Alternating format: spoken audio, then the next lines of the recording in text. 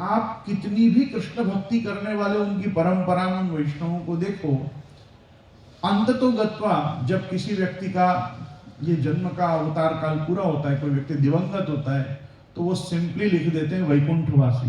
क्या लिखते हैं? अपने यहाँ क्या लिखा जाता है?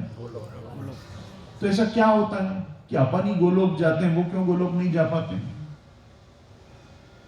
विचारो भाई, कृष्ण की भक्ति तो वो भी कर रहे हैं, कृष्णोपासना में जो तत्पर है उसको तो कृष्ण की भक्ति करके गोलोक मिलना चाहिए, वो केवल वैकुंठ तक क्यों जा पा रहा है? क्योंकि वो भगवान को भगवान नारायण अथवा विष्णु का अवतार मात्र मान रहा है, कृष्ण को अपनी संपूर्णता में वो ग्रहण नहीं कर रहा है, इसलिए वो गोलोक नहीं जा पा रहा है। वही राम की भक्ति करेगा तो साकेत धाम जाएगा। भाई भगवान रामचंद्र का जो पूर्ण अवतार है, उनका जो नित्य धाम है, उसको रामचंद्र जी के साहित्य में, रामायण में, रामायणेतर रामागम के जो शास्त्र हैं उनमें साकेत बताया गया है कि साकेत धाम जो है। और आश्चर्य की बात होगी आपको जान के, रामचंद्र जी के जितने भी संप्रदाय हैं, रामचंद्र जी को मानने वाले जितने भी पंथ हैं, उनमें राजा राम उपास्य नहीं है।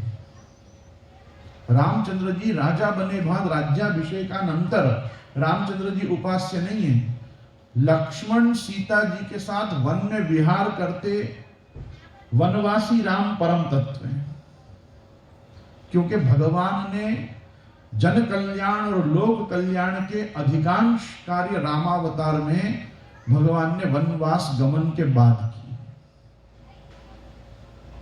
भाई जिसके लिए परित्राणाय साधूनाम विनाशाय च दुष्कृताम और धर्म संस्थापना, ये तीन कार्य जो भगवान के संभवामी युगे युगे होते हैं, उनमें तीनों कार्य भगवान ने कहा किए?